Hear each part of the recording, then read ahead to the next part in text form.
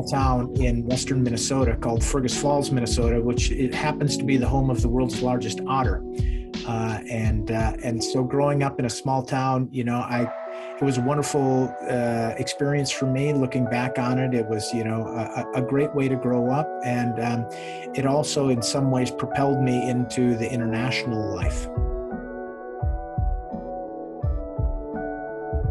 My story, I left Minnesota when I was 18 to go to university in Washington, D.C., and I've not lived back there since.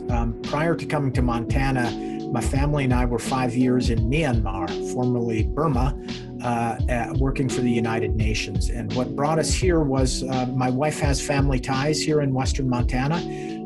And we decided at some point a couple of years ago that we wanted to, experience a different life. We'd been living internationally for nearly 20 years in many different places, and we thought it was time for a change. And we felt that Montana would suit us, and it has very much.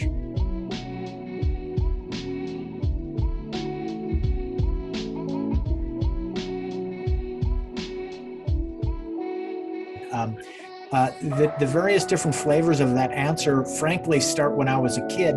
And my family was, fairly well traveled. We didn't travel when I was a kid, but my mom and dad had been around.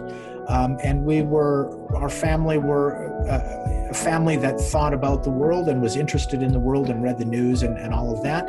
And we had stacks and stacks of old National Geographic magazines that I used to look through when I was a kid. And it really, it sparked my interest in the world. I was fortunate to have an uncle and a brother who were U.S. Peace Corps volunteers. And so my international story begins as a U.S. Peace Corps volunteer in 1995. Where after a couple of years of teaching high school in western Minnesota, I became a volunteer and I went to Kyrgyzstan in Central Asia, a former Soviet republic. The Soviet Union had very recently crumbled, and so I spent 2 years as a U.S. Peace Corps volunteer, and then after that experience, really enjoying the life and the experience and the invigorating kind of cross-cultural thing that goes on, I just stayed working internationally. I began working with a small, as we would say, an NGO or a nonprofit that does humanitarian aid work in Kyrgyzstan. And then from there, I worked with that same organization for about 8 years, just bouncing around the world to different humanitarian emergencies.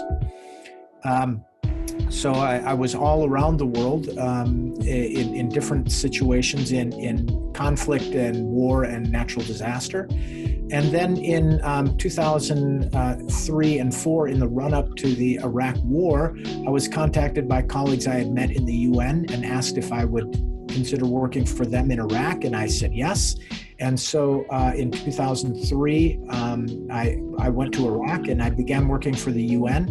And then from that point, I worked for the United Nations for 14 years in different places in Iraq, in headquarters in New York and in Geneva, in Sudan and in Myanmar, and traveled a lot, went here and there. And so that's the kind of broad strokes of where I've been and what I've done. It's all been primarily humanitarian, and you mentioned development work. A good part of my experience is also in international development. So then we just came to a point where that was great. We loved it, but time to move on, and now here I am in Montana.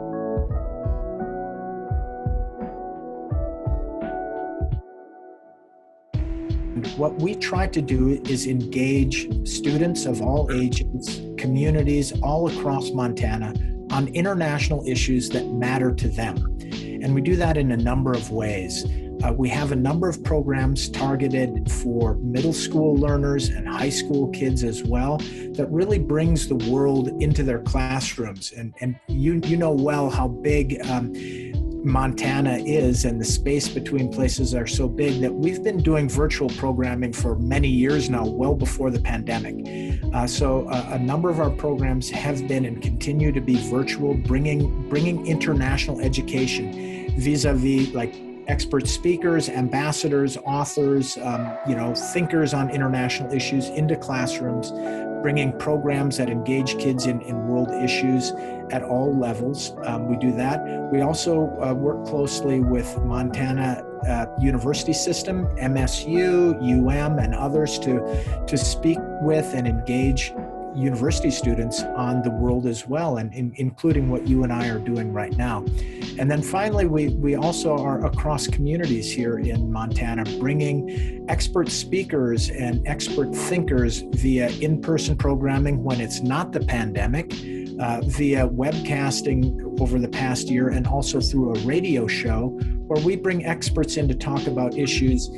It can be the issue of the day. I mean, what's going on today? Myanmar protests, Suez Canal blockage. We can be talking about those things, but we also talk about things that matter to Montanans, because some people have the wrong impression that Montana is not a very internationalist place.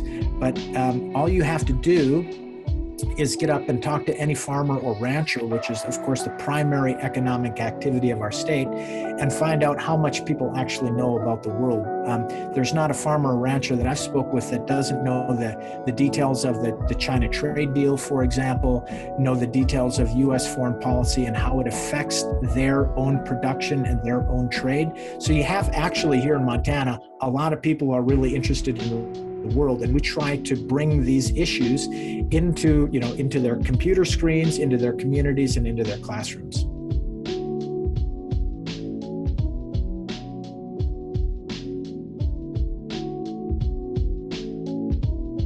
For sure, myself and my colleague, we are an organization of two people. And so it's not hard to kind of lay that out. So I think we both bring those things. Myself bringing this kind of international experience of years overseas. My colleague, who's been working with the organization for many years, brings the kind of institutional memory and the program design and development.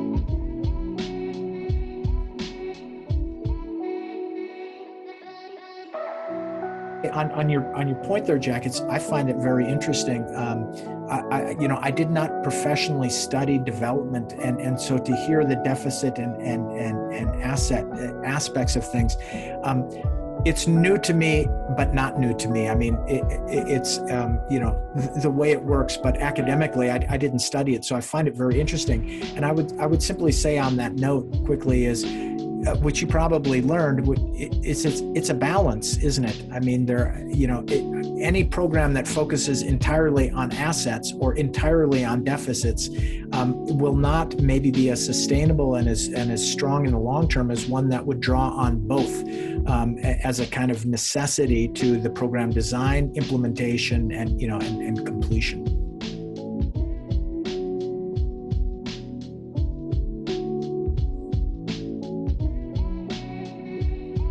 When you look at the more kind of, again, the human aspects or the social aspects, you mentioned the political aspect, cultural, human, social, political.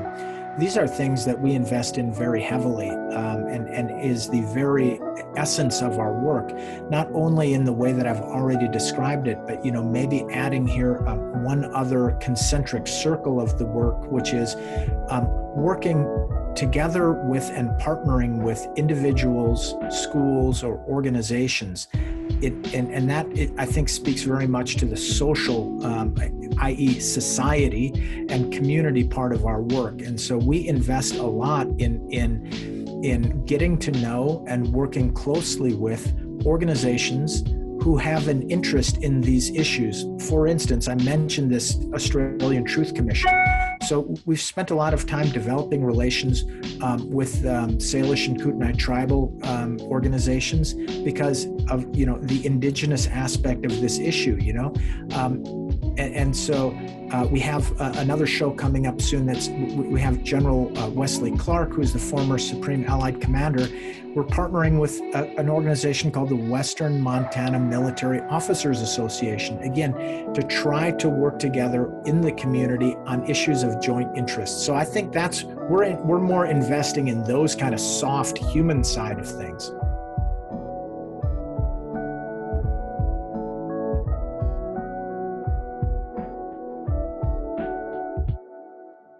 For sure, it's that way, and for us, it couldn't possibly be any other way. It is simply, the right way and the only way to work. But what I would add there, is that there is solidarity, meaning, the things that draw us together, an issue, an idea, or a goal, or where we're trying to go. But while one can express solidarity broadly, i.e., we're all in this together, we're broadly together. If you go into more detail and you're talking about an issue, issues that are oftentimes brought up by Montana, what is important to Montana? Clean air, clean water, clean land. These are three things. It does not matter who you are in Montana. If you're a Montanan, you have something to say about these things because they're important to you. Now, what you say, however, might not be in solidarity with what somebody else says, right? You may have a different view or a different goal when you talk about clean water, right? But the interesting point is there is solidarity writ large on these issues. There are differences underneath. So how do organizations like mine and others work in that space? That's the interesting space, right? The space of we all kind of like one thing, but we see it in a different way. How can we come together so that we achieve clean water, clean air, and clean land, right? And so that's a different maybe take on solidarity, if you will, but a really important one when it comes down to the real work that people do.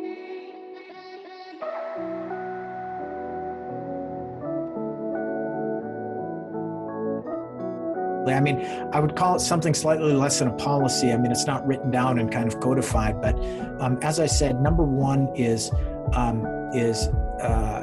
listening to people so that we know what issues are important, and that is an absolute kind of sine qua non. The other thing I mentioned too is this kind of partnering with other individuals or organizations to come at an issue together, even if we may, like back to the solidarity point for a moment, we might disagree on the details of it, but we can agree, for example, that racial equity is important, right? Now, you may see it differently, you may want to achieve it differently than what we're saying, but let's just see where our common ground is and where it might lead us, because unless you have those conversations, unless you start talking to people in a broad solidarity with the willingness to disagree on the inside, you're not going to get anywhere on these really important issues that affect us now. And if we don't deal with them, they get worse for you in the future, right?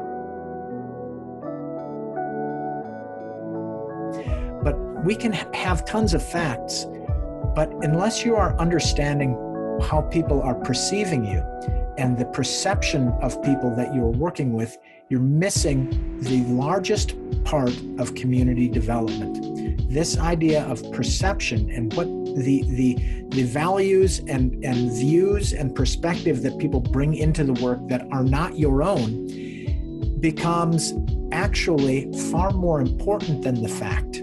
It becomes the real atmosphere in which you are working and trying to understand how to work. Superior fact and logic does not rule the day.